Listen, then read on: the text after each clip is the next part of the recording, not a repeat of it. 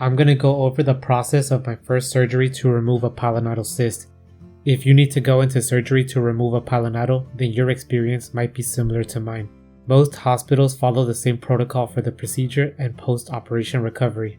I hope my experience can help calm your nerves because sometimes it's the unknown that is the hardest part of this whole process. Okay, let's get right to it. Everything started the day before my surgery. By that time, I knew I was going to be put to sleep and the pilonidal cyst was going to be removed.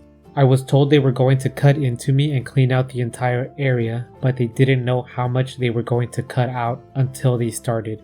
My cyst was infected and painful, so I was worried that the wound was going to be huge. I was told not to eat anything about 8 to 12 hours before my surgery time. I tried not to have a huge meal before the deadline to avoid getting an upset stomach.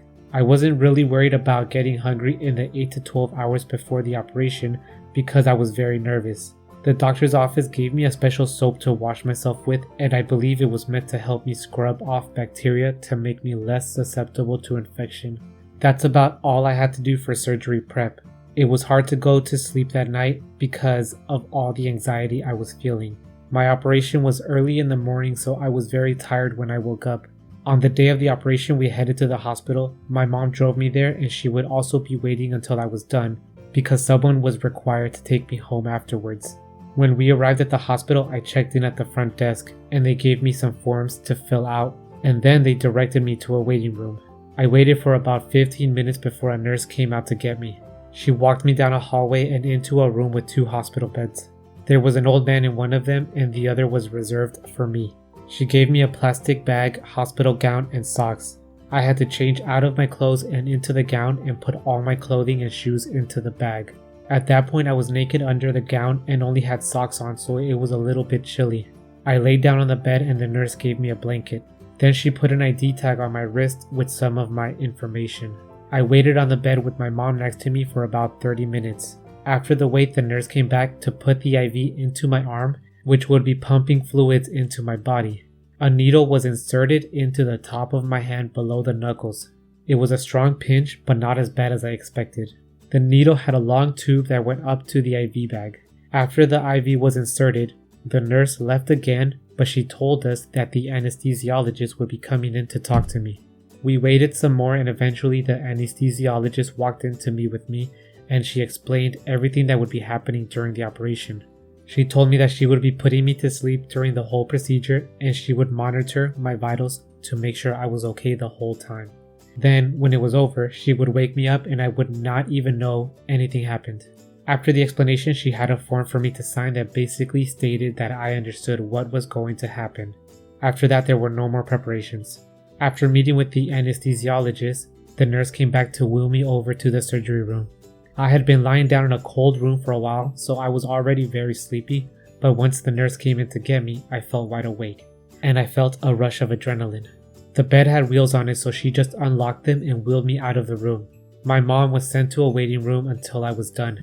The nurse wheeled me all the way to the operation room and pushed me past some swinging doors. I immediately felt the temperature drop, and then she pushed me past another set of doors and into the main surgery room. There was a bed with huge bright lights above it and medical equipment all around it along the wall.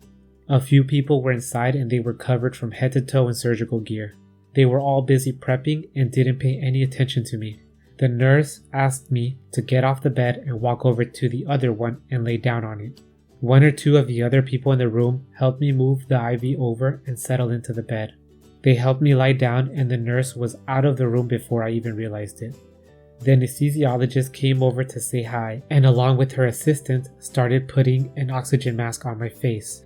At this point I was staring straight up at the bright lights above me and freaking out. The anesthesiologist told me to inhale deeply and as I did that, I felt cold, clean air coming out of the mask. I was focused on breathing and before I knew it, bam, I was out. The next thing I knew, I was trying to open my eyes and move my body. It took me a few seconds to figure out that I was waking up from the surgery, but it felt like I was coming out of a super deep sleep and my body wasn't responding. At first I could only shuffle a bit and I couldn't open my eyes, but I felt so exhausted that I actually wanted to stay asleep. I didn't try to open my eyes for a while, but the sounds around me were getting louder and I could feel the sensation returning to my body. Even though I wasn't trying to wake up, I was being pulled out of the sleep.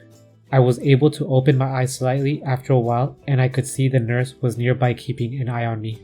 My throat hurt and my lips were dry, so I asked for water, but I was barely able to speak. The nurse brought a cup of water and put it next to the bed. She said to wait a bit until I could move my hands before I tried drinking it. When I finally regained control of my body, I drank some water. The nurse then went to get my mom from the waiting room.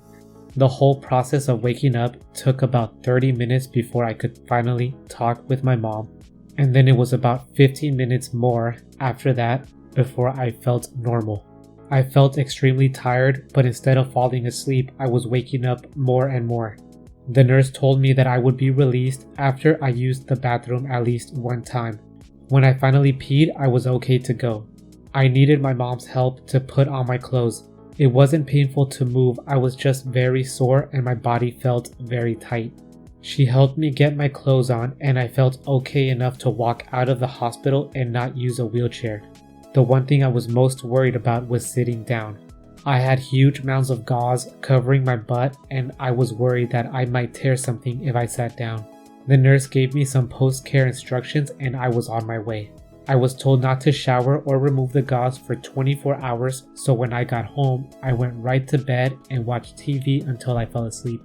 On day 2, I had to remove the gauze and shower, and this is when the post-operation wound care started.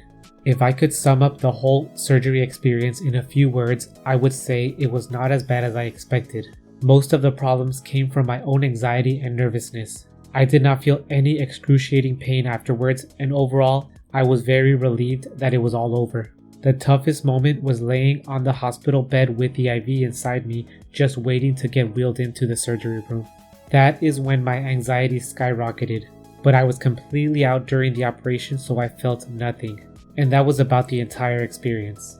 If you're interested in learning more about pilonidal disease, I wrote an ebook on Amazon about what researchers are saying about the different treatment options and possible causes. I also talk about my own experience with pilonidals, including how I managed the post-surgery wound care, and how I have prevented a recurrence since my last operation.